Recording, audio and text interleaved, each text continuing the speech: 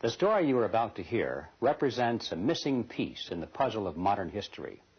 Without this knowledge, many contemporary events are simply beyond understanding. You are about to hear a man tell you that the major tax-exempt foundations of this land, since at least 1945, have been operating to promote a hidden agenda. And that agenda has nothing to do with the surface appearance of charity, good works, or philanthropy. This man will tell you that the real objectives include the creation of a worldwide collective estate, including the Soviet Union, which is to be ruled from behind the scenes by those same interests which now control the tax-exempt foundations. The man who tells this story is none other than Mr. Norman Dodd, who in 1954 was the staff director of the Congressional Special Committee to investigate tax-exempt foundations, sometimes referred to as the Reese Committee, in recognition of its chairman, Congressman Carroll Reese. The interview you are about to see was conducted by me in 1982. I had no immediate use for the material at that time, but I realized that Mr. Dodd's story was of extreme importance, and since he was advanced in age and not in good health, I simply wanted to capture his recollections on videotape while he was still with us. It was a wise decision because Mr. Dodd did pass away just a short time afterward.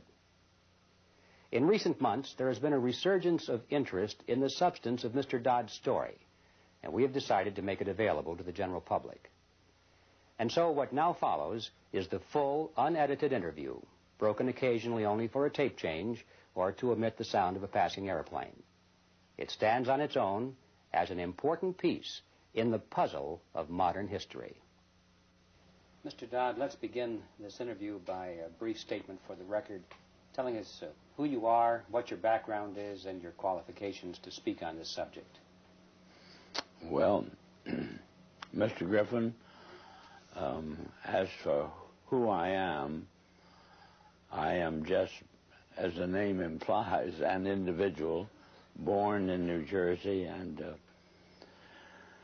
educated in private schools, eventually in a school called Andover, Massachusetts, and then Yale University. And running through my whole period of being brought up and growing up, I have been an indefatigable reader, and I have had one major interest, and that was this country, as I was led to believe it was originally founded. And I entered the world of business knowing absolutely nothing about how that world operated, and realized that the only way to find out what that world consisted of would be to become part of it. And I then acquired some experience in the manufacturing world, and then in the world of international communication, and finally chose banking as the field I wished to devote my life to. And I was fortunate enough to secure a position in one of the important banks in New York,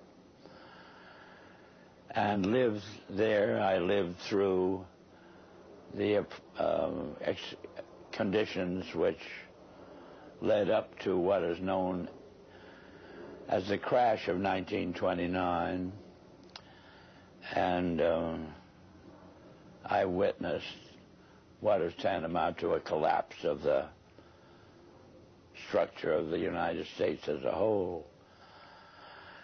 And much to my surprise, I was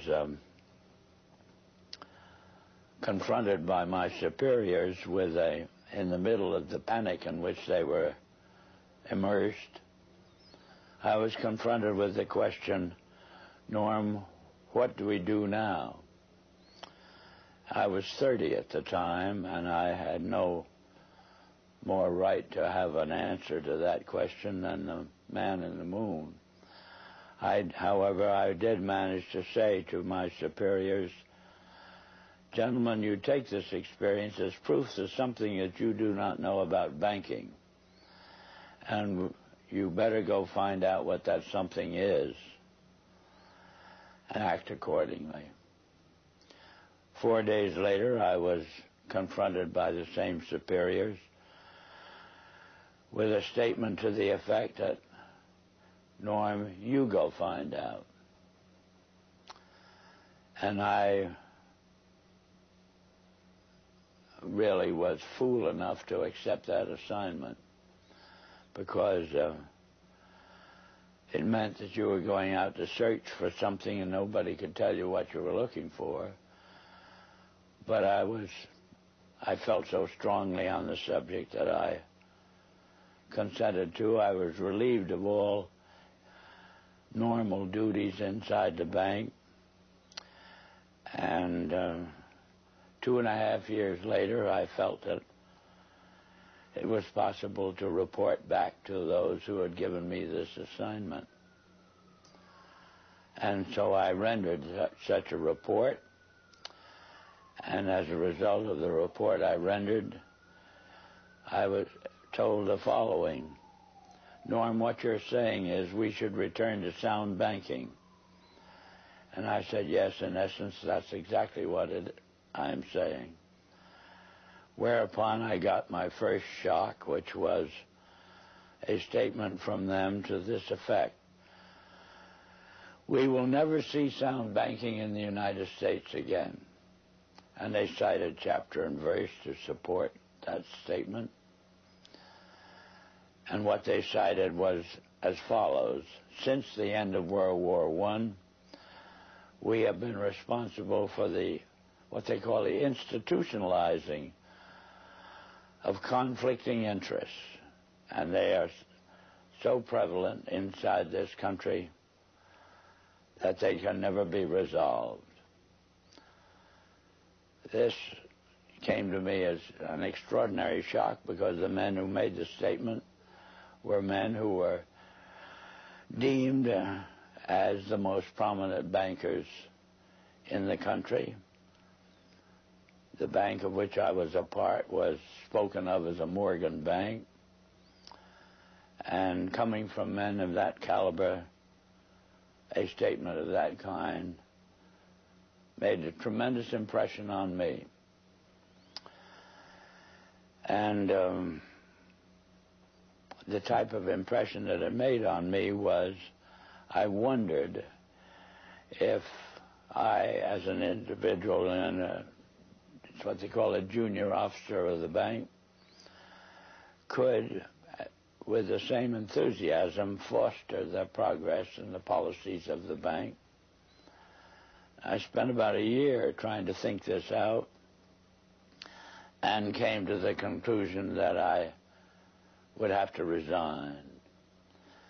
I did resign, and as a consequence of that, had this experience.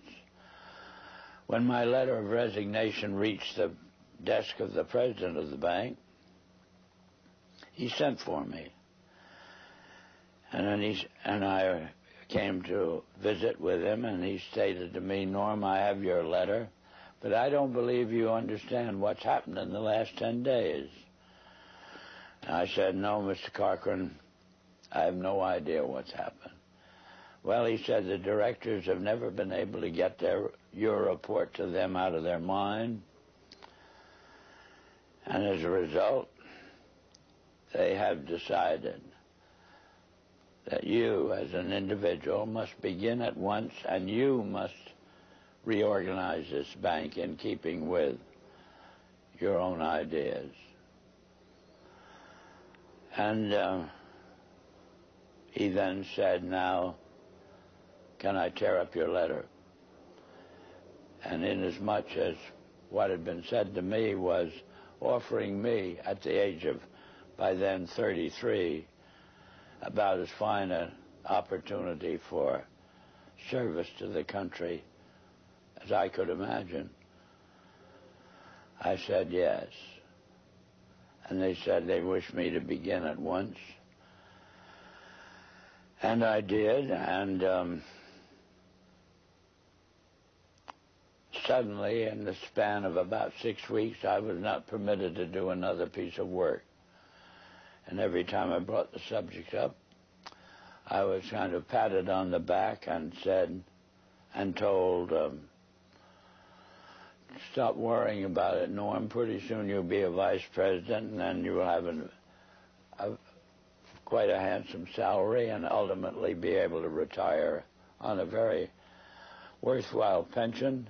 In the meantime, you can play golf and tennis to your heart's content on weekends. Well, Mr. Griffin, I found I couldn't do it. I spent a year with figuratively with my feet on the desk doing nothing, and I just couldn't adjust to it. So I did resign. And this time, my resignation stuck, and then I got my second shock, which was the discovery that the doors of every bank in the United States were closed to me, and I never could get a job, as it were, in a bank.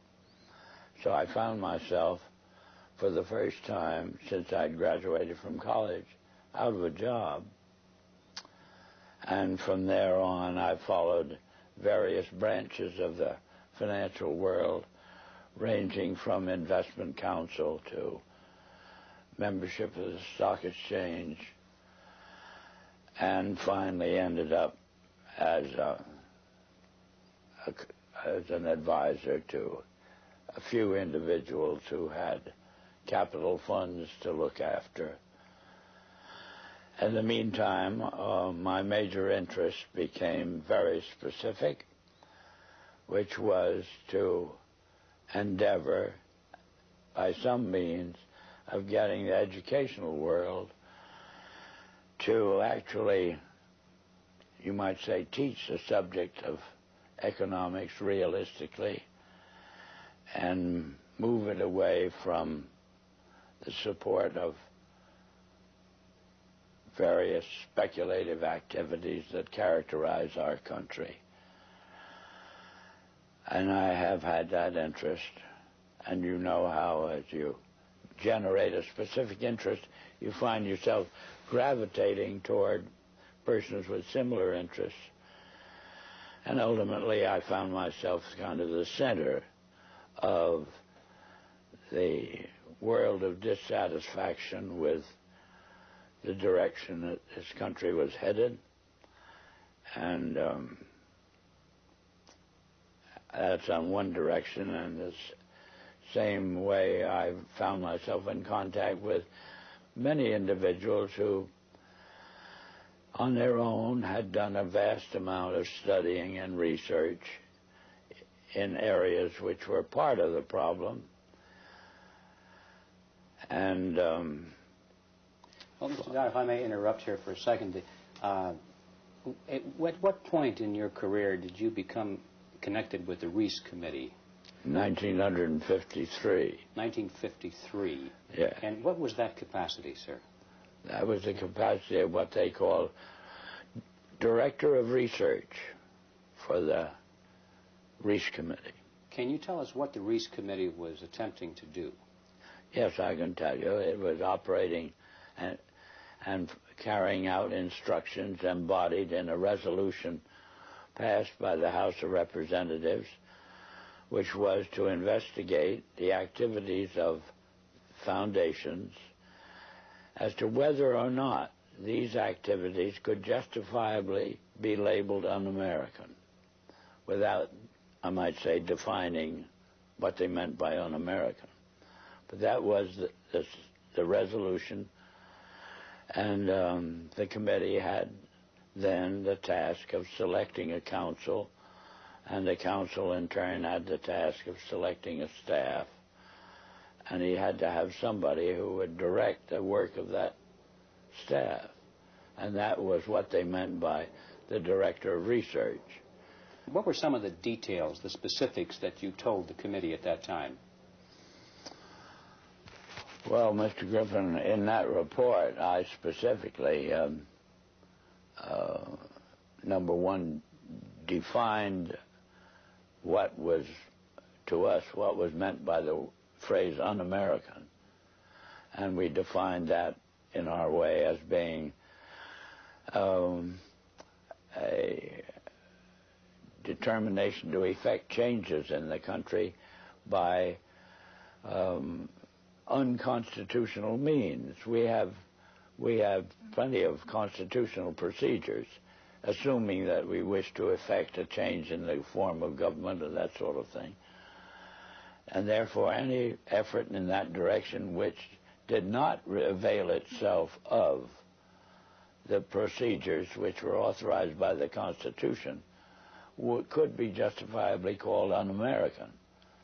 That was the start of educating them up to that particular point.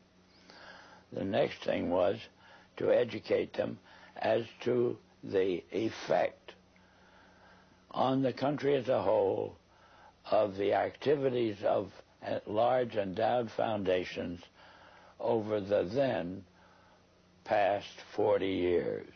What was that effect, sir? That effect was to orient our educational system away from support of the principles embodied in the Declaration of Independence and implemented in the Constitution, and educated them over to the idea that the task now was, as a result of the orientation of education to away from these briefly stated principles and self-evident truths. And that's what had been the effect of the wealth which constituted the endowments of those foundations that had been in existence over the largest portion of the span of 50 years, and holding them responsible for this change. And what we were able to bring forward was that what we had uncovered was the determination of these large endowed foundations through their trustees to actually get control over the content of American education.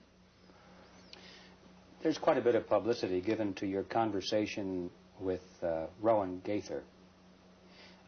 Would you please tell us who he was and what was that conversation you had with him? Rowan Gaither was at that time president of the Ford Foundation. And Mr. Gaither had sent for me when I found it convenient to be in New York, asked me to call upon him at his office, which I did. And on arrival, after a few amenities, Mr. Gaither said, "Mr. Dodd, we've asked you to come up here today because we thought that possibly, off the record, you would tell us why the Congress is interested in the activities of foundations such as ourselves." And before I could think of how I would reply to that statement, Mr. Gaither then went on voluntarily and stated, he said, "Mr. Dodd, all of us that have a hand in the making of policies here have had experience either with the OSS during the war or the European Economic Administration after the war. We've had experience operating under directives, and these directives emanate and did emanate from the White House. Now, we still operate under just such directives. Would you like to know what the substance of these directives is?" And I said, "Yes, Mr. Gaither, I'd like very much to know."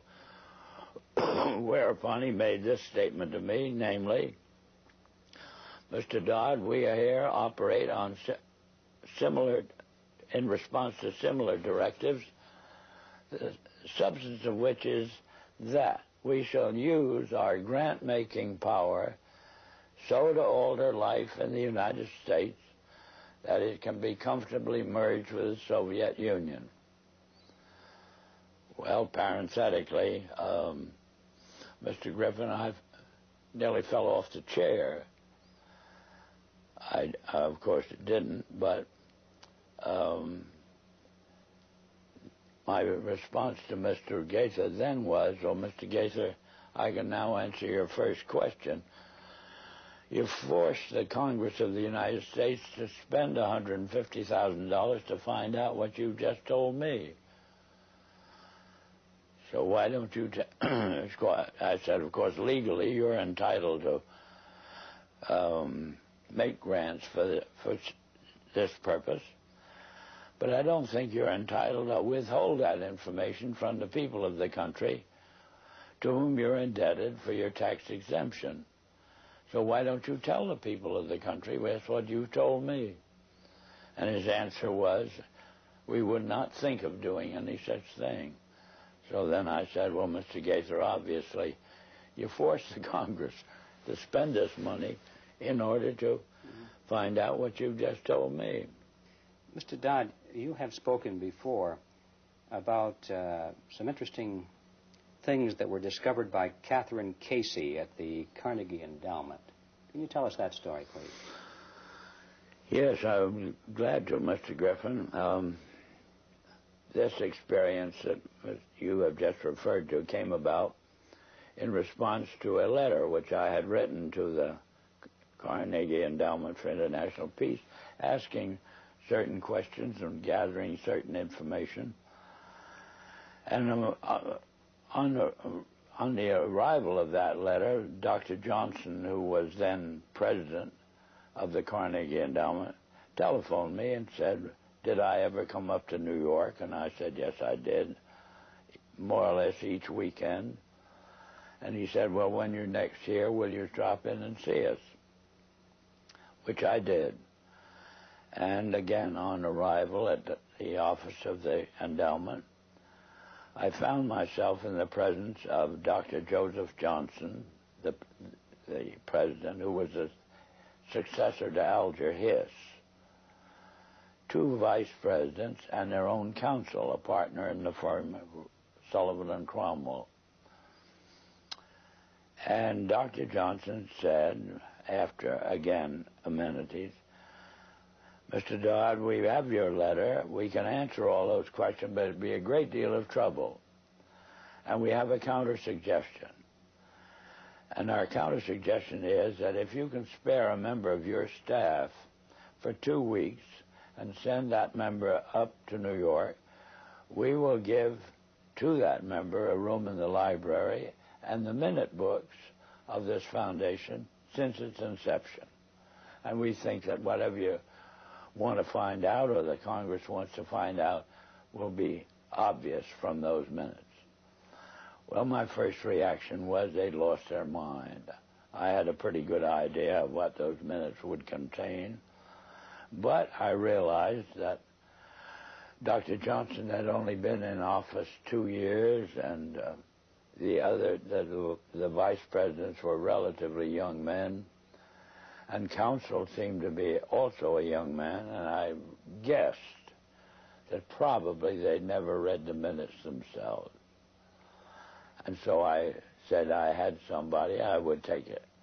I would accept their offer, and I went back to Washington, and I selected the member of my staff who was on my staff, having been a practicing attorney in Washington, but she was on my staff to see to it that I didn't break any congressional procedures or rules. In addition to which, she was unsympathetic to the purpose of the investigation. She was level-headed and a very reasonably brilliant, capable lady. And her attitude toward the investigation was, what could possibly be wrong with foundations? They do so much good. Well, in the face of that sincere conviction of Catherine's, I went out of my way not to prejudice her in any way. But I did explain to her that she couldn't possibly cover 50 years of handwritten minutes in 2 weeks. So she would have to do what we call spot reading. and I blocked out certain periods of time to concentrate on. And off she went to New York. She came back at the end of 2 weeks with the following in the way of on dictaphone belts. We are now at the year 1908, which was the year that the Carnegie began operations. And in that year, the trustees, meeting for the first time, raised a specific question, which they discussed throughout the balance of the year in a very learned fashion.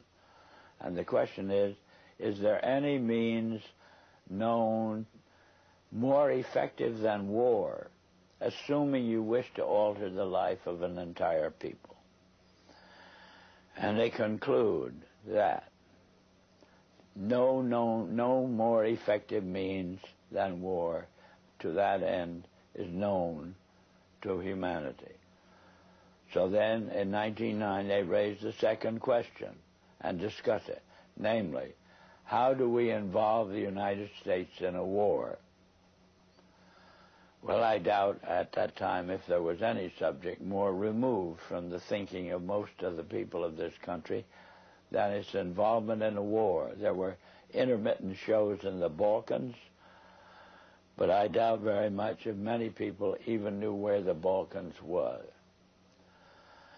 Then finally, they answer that question as follows. We must control the State Department. And then that very naturally raises the question of how do we do that? And they answer it by saying we must take over and control the diplomatic machinery of this country. And finally, they resolve to aim at that as an objective. Then time passes, and we are eventually in a war, which would have been World War I. And at that time, they record on their minutes a shocking report in which they dispatched to President Wilson a telegram cautioning him to see that the war does not end too quickly. And finally, of course, the war is over. At that time, their interest shifts over to preventing what they call a reversion of life in the United States to what it was prior to 1914, when World War I broke out. And they arrive at that point, they come to the conclusion that to prevent a reversion, we must control education in the United States. And they realize that that's a pretty big task. So to them, it is too big for them alone, so they approach the Rockefeller Foundation with the suggestion that that portion of education which could be considered domestic be handled by the Rockefeller Foundation, and that portion which is international should be handled by the endowment. And they then decide that the key to the success of these two operations lay in an alteration of the teaching of American history. So they approach 4 of the then most prominent teachers of American history in the country, people like Charles and Mary Bird, and their suggestion to them is, will they alter the manner in which they present this subject, and they get turned down flat. So they then decide that it is necessary for them to do, as they say, build our own stable of historians.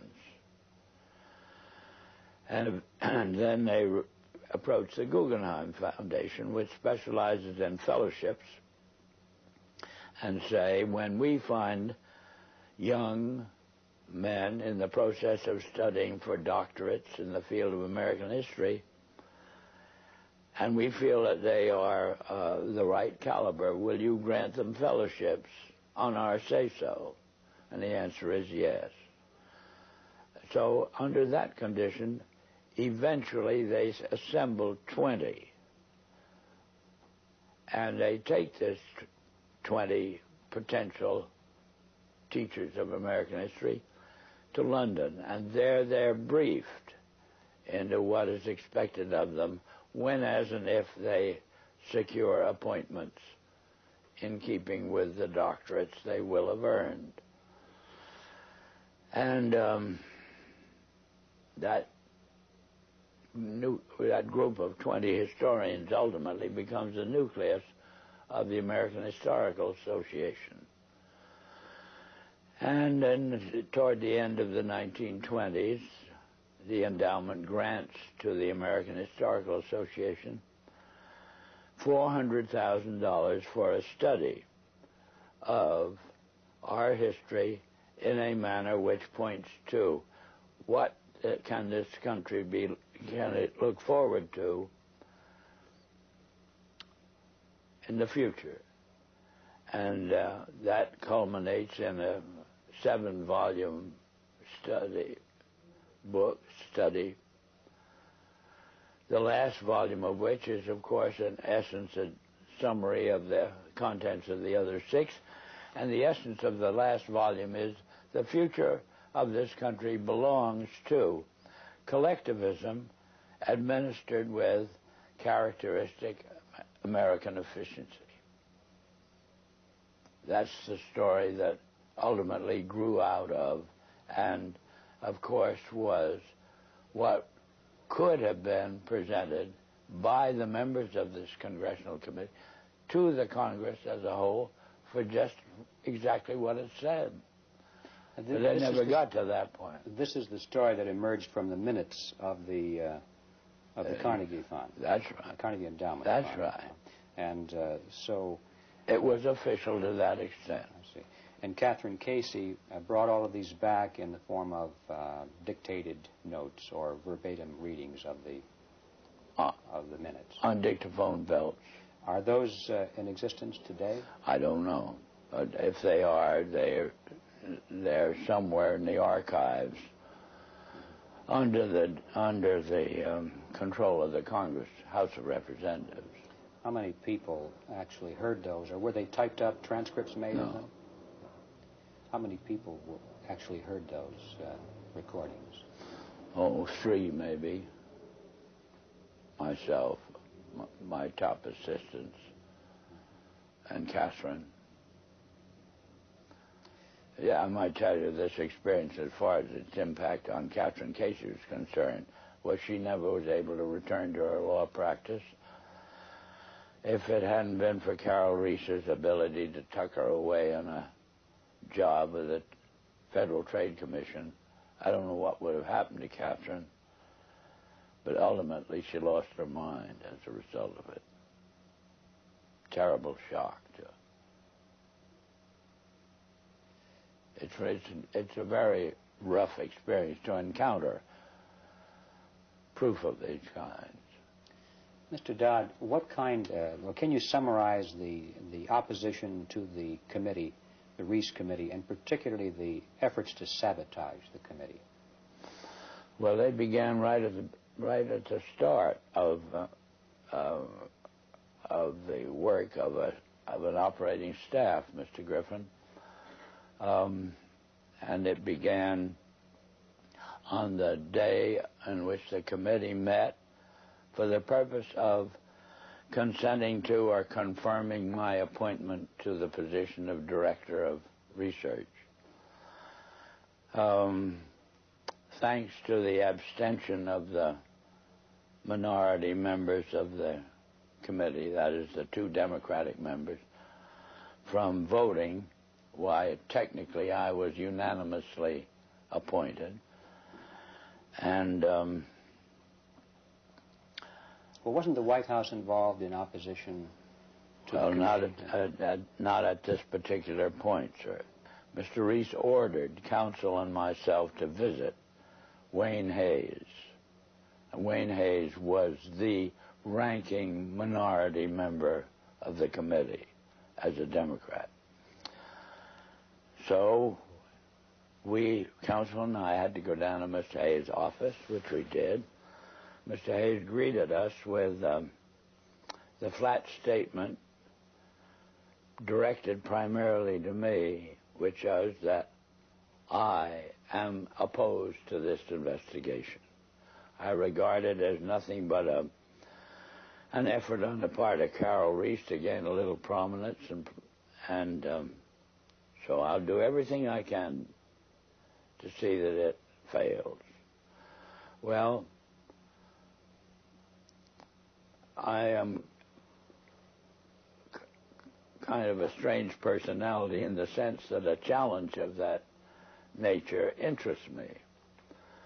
Our counsel withdrew. He went over and sat on a couch on Mr. Reese's office and pouted. But I sort of took up this statement of Hayes as a challenge and set myself the goal of winning him over to our point of view. And I started by noticing on his desk that there was a book. And the book was of the type that there are many in these days that would be complaining about the spread of communism in Hungary, or that type of book. And this meant to me that at least Hayes read a book. And so I brought up the subject of the spread of the influence of the Soviet world, and for 2 hours discussed this with Hayes, and finally ended up with his rising from his desk and saying, Norm, if you will carry this investigation toward the goal as you've outlined it to me, I'll be your biggest supporter. I said, Mr. Hayes, I can assure you that I will not double-cross you. Subsequently, Mr. Hayes sent word to me that he was in the Bethesda hospital with an attack of ulcers, but would I come and see him, which I did.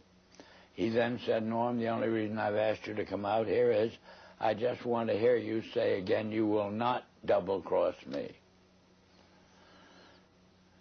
I gave him that assurance, and that was the basis of our relationship.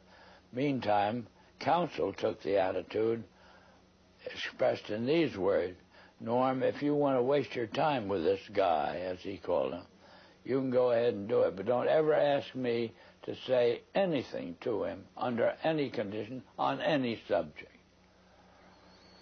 So, in a sense, that cleared the decks for me to operate in relation to Hayes on my own.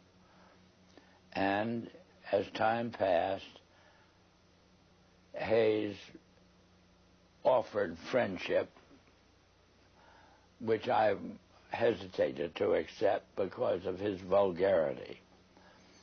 And I didn't want to get mixed up with him socially under any condition. Well, that was our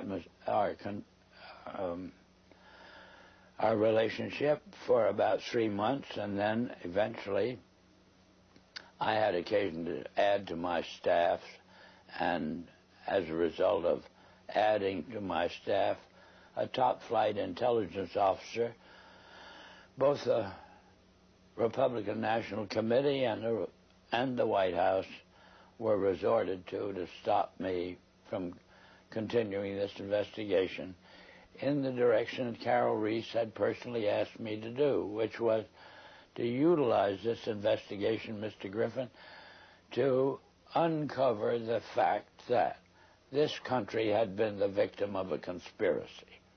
That was Mr. Reese's conviction. I eventually agreed to carry it out. I explained to Mr. Reese that his own counsel wouldn't go in that direction. He gave me permission to disregard our own counsel. And I had then to set up an aspect of the investigation outside of our office, more or less secret. And the Republican National Committee got wind of what I was doing, and they did everything they could to stop me. They appealed to counsel to stop me, and finally they resorted to the White House. Was their objection because of what you were doing, or because of the fact that you were doing it outside of the official auspices of the committee? No, their objection was, as they put it, my devotion to what they call anti-Semitism. That was a cooked-up idea, but in other words, it wasn't true at all. But anyway, that's the way I expressed it. And excuse me, why? And they made it stick. Why did they do that? How could they say that? Well, they could say it, Mr. Griffin, but they had to have something in the way of a rationalization of their decision to do everything they could to stop the completion of this investigation in the direction that it was moving, which would have been an exposure of this Carnegie Endowment story and the Ford Foundation and the Guggenheim and the Rockefeller Foundation, all working in harmony toward the control of education in the United States.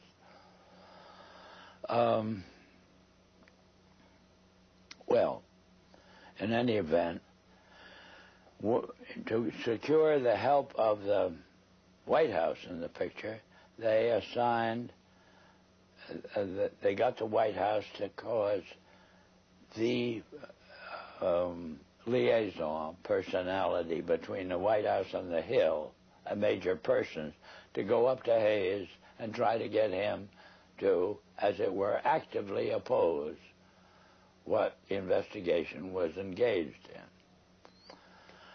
And Hayes very kindly then would listen to this visit from Major Person. Then he would call me and say, Norm, come up to my office. I have a good deal to tell you.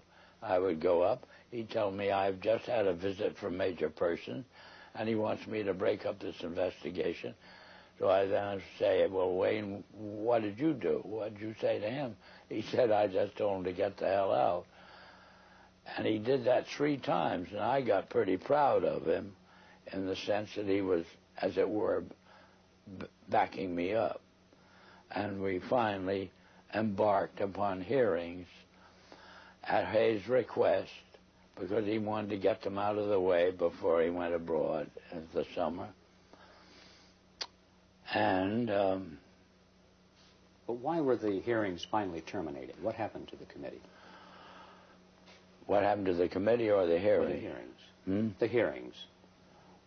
Oh, the hearings were terminated. Carol Reese was up against such a furor as Hayes, through the activity of our own counsel. Hayes became convinced that he was being double-crossed, and he put on a show in a public hearing room, Mr. Griffin, that was an absolute disgrace.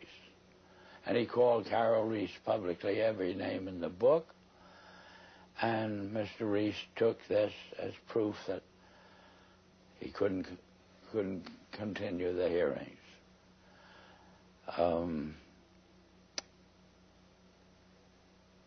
He actually invited me to accompany him when he went down to Hayes' office, and in my presence, with the tears rolling down his face, Hayes apologized to Carol Reese for whatever he'd done and his conduct, and apologized to me. And I thought that would be enough and Carol would resume. But he never did. The charge of anti-Semitism is kind of intriguing to me. What was the basis of that charge?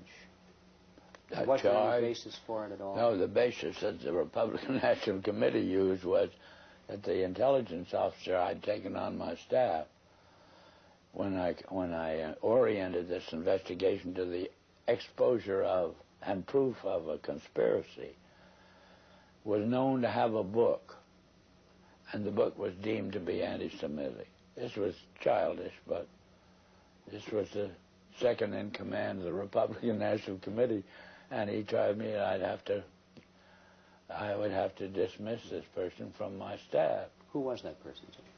Who was that person? The person? Yes. A Colonel Lee Lorraine. Lee Lorraine. Yeah. And what was his book, do you recall? The Oh, title of his book? The book they referred to was called Waters Flowing Eastward, which was a very castigation of the Jewish influence in the world. What were some of the other charges made by Mr. Hayes against Mr. Reese? Oh, just that Mr. Reese was utilizing this investigation for his own prominence inside the House of Representatives. That was the only charge Hayes could think of. How would you describe the motivation of the people who created the foundations, the big foundations in the very beginning? What was their motivation?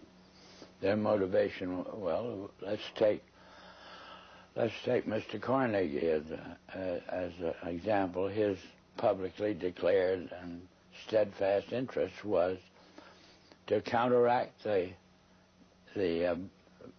departure of the colonies from Great Britain. He was devoted to just putting the pieces back together again. Would that have required the collectivism that they were dedicated to? No. These policies or the Foundation's allegiance to these un-American concepts are all traceable to the transfer of the funds over into the hands of trustees, Mr. Griffin.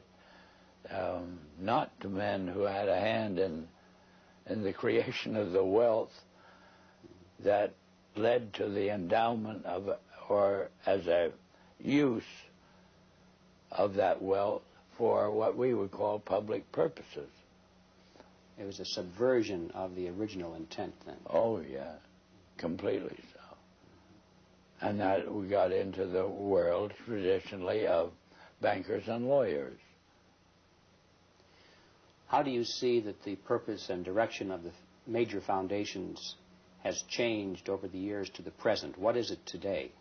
Whole 100% behind meeting the cost of education, such as it is presented through the schools and colleges of the United States, on the subject of our history has proven our original ideas to be no longer practical. The future belongs to a collectivistic concept, and there's just no disagreement on this. Why do the foundations generously support communist causes in the United States? Well, because to them, what communism represents a means of developing what we call a monopoly. That is, the organization, will say, of large-scale industry into an administrable unit. Do they think that they will be one of the administrators? They will be the beneficiaries of it, yes.